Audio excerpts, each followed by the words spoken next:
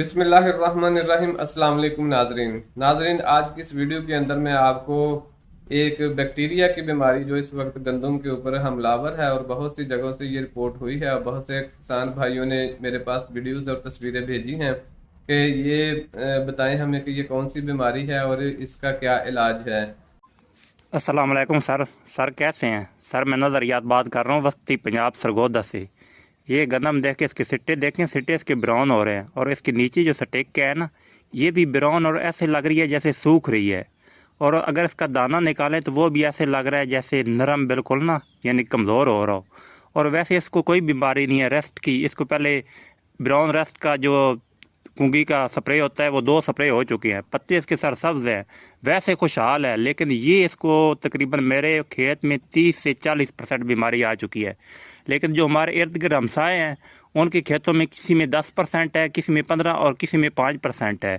और इसका क्या हल है और ये क्या चीज़ है? नाजरीन, ये जो ब्लैक चेफ डिजीज है या इसको बैक्टीरियल स्ट्रीक डिजीज कह लें, ये बैक्टीरिया की वजह से है और गंदम के ऊपर ये बैक्टीरिया की जो है पाकिस्तान के अंदर पहले कभी कोई इस तरह की डिजीज रिपोर्ट नहीं हुई थी और ये फर्स्ट टाइम है इस वक्त के बैक्टीरिया की बीमारी भी पाकिस्तान के अंदर गंदम के ऊपर बहुत ज़्यादा शिद्दत से हमलावर हुई है। नाजरीन, आप लोगों को पता है कि पाकिस्तान इस वक्त जो माहौलियाती तब्दीलियां हैं उनकी जद में है और ये जो इस वक्त बेमौसमी बारिशें हैं जो पहले नहीं हुआ करती थी और अब कुछ इलाकों के अंदर तो यालाबारी हुई है और बहुत नुकसान हुआ है और गंदम जो है वो गिर भी गई है और उससे लॉजिंग हुई है।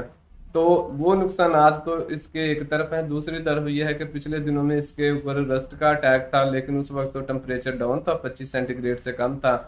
और लेकिन जैसे ही ये अब अप हुआ है तो रस्ट से कोई थोड़ा सा कंट्रोल हुआ और रस्ट रुक गई। तो जो बाकी है ये बैक्टीरिया के कुछ इलाकों के अंदर जो है ना डिजीज रिपोर्ट हुई है। तो ये जो ब्लैक चप है ये इसका नुकसान ये है कि ये इसके सिट्टे से शुरू होती है। इसकी जो अलामात है, इसकी जो इन्फेक्शन है वो इसके सबसे पहले सिट्टे पे आती है और सिट्टे से फिर ये नीचे तने के ऊपर आती है और पत्तों के ऊपर आती है। ये काले से धब्बे, भूरे और काले धब्बे बनना शुरू हो जाते हैं और जहाँ पर वो दाना भी थोड़ा सा नमदार रहता है और सिट्टा भी जिसके ऊपर इसकी इन्फेक्शन बैक्टीरिया की होती है वो थोड़ा सा नमदार होता है। नाजरीन, जो बैक्टीरिया की इन्फेक्शन है, चाहे वो गंदम है या बाकी दीगर फसलें हैं, बैक्टीरिया की अलामात मखसूस होती हैं कि जहाँ पर बैक्टीरिया की वजह से बीमारी होगी तो वहाँ पर ना थोड़ा सा वो आपको गीला सा महसूस होगा, नमदार महसूस होगा ज्यादातर केसेस के अंदर। तो ये एक बैक्टीरिया है ज़ैंथोमोनास ट्रांसलूसेंस। तो इसकी वजह से ये ब्लैक चेफ डिजीज जो है गंदम के ऊपर हमलावर होती है। नाजरीन, जैसा कि गंदम सारी दुनिया के अंदर ही उगाई जाती है, अमेरिका, ऑस्ट्रेलिया वगैरह जो है ये बड़े मुल्क हैं जो बड़ी, इनको फूड बकेट कहा जाता है, जो दुनिया के अंदर सबसे ज्यादा गंदम प्रोड्यूस करते हैं, पैदा करते हैं। वहां पर गंदम के ऊपर बहुत सारी बीमारियां हमलावर होती हैं जो हमारे पाकिस्तान के माहौल के मुताबिक यहाँ पर हमलावर नहीं होती। इसलिए वहां पर बहुत बड़े बड़े रिसर्च के अदारे हैं जो इसके ऊपर बहुत ज्यादा रिसर्च करते हैं कि इसकी बीमारियों को कैसे कंट्रोल करें और गंदम को कैसे पैदावार इससे से ज्यादा हासिल करें। तो वहां पर भी नाजरीन इस बीमारी के ऊपर जो ब्लैक चप है ये एक स्पोरेडिक नेचर की होती है कि ये पैचेस में आती है कि कहीं पर आ गई कहीं ना आई और कभी आ गई कभी ना आई। तो जो कभी जब माहौल साजगार हुआ तब आ गई, अगर ना हुआ तो ना आई। तो जो इस तरह की बीमारियां होती हैं नाजरीन, इनके ऊपर साइंटिस्ट जो है वो बहुत कम फोकस करते हैं क्योंकि ये कभी कभार आती हैं और कभी कभार नहीं आती। इस बीमारी की जो मैनेजमेंट है उसमें सबसे पहले तो यही है कि रेजिस्टेंट वैरायटी जो है ना वो लगाई जाए, क्योंकि जो वैरायटी इस वक्त जिस वैरायटी के ऊपर इस दफा ये बीमारी आई है वो फार्मर तो इस उस वैरायटी को कतन उस एरिया में ना लगाए। दूसरे नंबर के ऊपर ये है कि ये बीमारी जो है ये सीड के जरिए बैक्टीरिया फैलता है और जो नेक्स्ट जब आपने अगले सीजन के अंदर गंदम उगानी है तब आप अपने सीड को जो है ना वो बिल्कुल क्लीन करें, उसको रेजिस्टेंट वैरायटी इस्तेमाल करें, अदारों से इसके बारे में मालूमात लें और जो इस वक्त जिस वैरायटी के ऊपर आप नोट रखें कि इस वक्त ये बीमारी आई है वो वैरायटी उस खेत के अंदर हरगिज काश्त ना करें। दूसरे नंबर के ऊपर नाजरीन, जिस अगर मुमकिन हो सके तो जिस खेत में ये बीमारी आई है वहां पर कोई और फसल लगाएं अगले सीजन के अंदर, और उससे अगले सीजन में बेशक फिर गंदम लगा लें। इससे भी ये बीमारी जो है, इसके जो पैथोजन है, ये बैक्टीरिया है, वो बिल्कुल खत्म हो जाता है। तीसरे नंबर के ऊपर नाजरीन इसकी जो है कि अगर हम कहें कि इसकी कोई बैक्टीरिया, इसके ऊपर कोई स्प्रे करेंगे तो कंट्रोल हो जाएगी, तो इसके ऊपर सारी दुनिया के अंदर बहुत ज़्यादा स्टडीज नहीं है, लेकिन जो स्टडीज हैं उनके अंदर भी कोई ऐसा प्रोडक्ट अभी उन्होंने फाइंड आउट नहीं किया कि जो खेत के अंदर इसका इलाज कर सके, कि उसके ऊपर बहुत ज़्यादा इसमें मिले जुले से रिजल्ट हैं।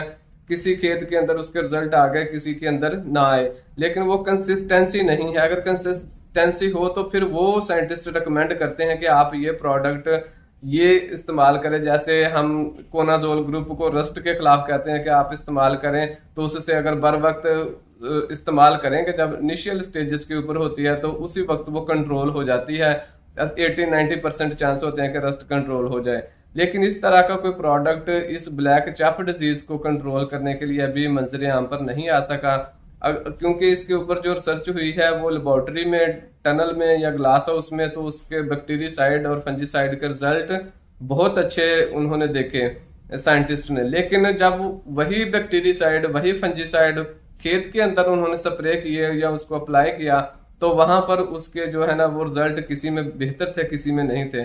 इस वजह से नाजरीन इसके ऊपर कोई किसी भी फंजीसाइड या बैक्टीरियासाइड की रिकमेंड नहीं किया जा सकता कि आप इसको स्प्रे करेंगे तो इससे आपको फायदा होगा। इसके ऊपर अभी रिसर्च का काम जारी है, दुनिया के अंदर भी इसके ऊपर रिसर्च हो रही है कि इसके ऊपर कोई अच्छा बैक्टीरियासाइड या फंजीसाइड जो है वो डेवलप किया जा सके, या अगर जो डेवलप्ड है उनके अंदर टेस्ट किया जा करके तो उसके लोगों को बताया जा सके कि आप ये इसके ऊपर स्प्रे कर लें। नाजरीन, अगर किसी फार्मर ने अपने तौर पर कोई बैक्टीरियासाइड स्प्रे करना है तो Z1 एक बहुत अच्छा बैक्टीरियासाइड है।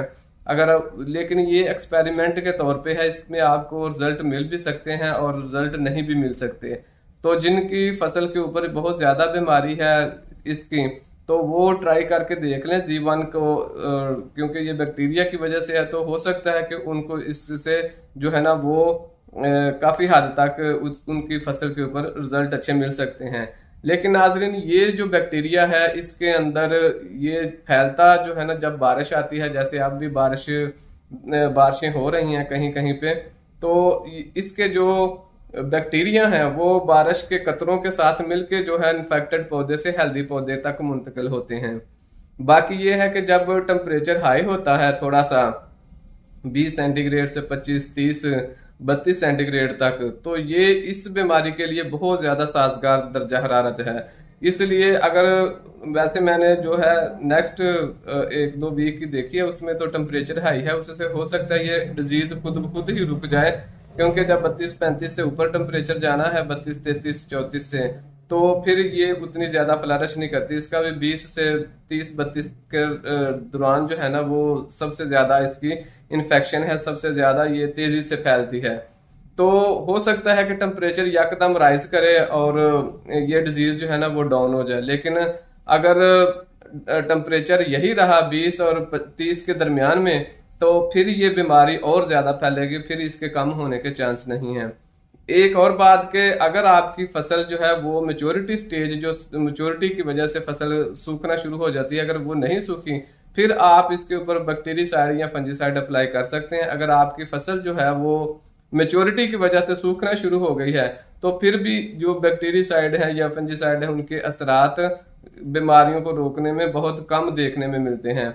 इसलिए नाजरीन, आप इसके ऊपर ध्यान रखें कि नेक्स्ट जब आपने फसल लगानी है, तो मैंने ये चैनल यूट्यूब का बनाया इस वजह से था ताकि मैं किसान भाइयों को ये बता सकूं कि जो बीमारियां हैं उनको कंट्रोल करने के लिए आपको पहले से एफर्ट करनी पड़ती है, पहले से तगोदो करनी पड़ती है। क्योंकि जब एक दफ़ा बीमारी आ जाती है और वो नुकसान कर देती है, फिर उसका कोई हल नहीं होता। तो पहले से, हाँ, क्योंकि इनके मखसूस एक माहौल होता है जिसके अंदर एक बीमारी आती है। जैसे हम बच्चों को पोलियो के कतरे पहले पिलाते हैं ताकि बच्चे जो हैं वो सेहतमंद रहें, उनको पोलियो की बीमारी ना आए।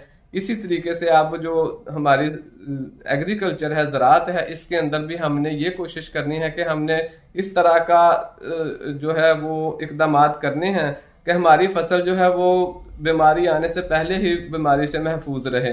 तो नाजरीन, इंशाअल्लाह अज़ीज़ अगर आप इस चैनल के साथ जुड़े रहेंगे तो मैं इसके हवाले से आपको मज़ीद इस तरह की मालूमात देने की फराहम करने की कोशिश करता रहूँगा, ताकि आपकी जो फसल है आप उसको बीमारी आने से पहले रोकें, पहले उसके ऊपर कोई ना कोई प्रिकॉशनरी मेजर्स अडॉप्ट करें और आपको पता हो कि कौन सी बीमारी किस मौसम में आएगी।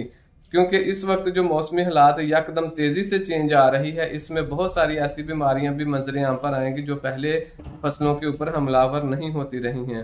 तो इसके साथ ही नाजरीन, अल्लाह हाफिज़।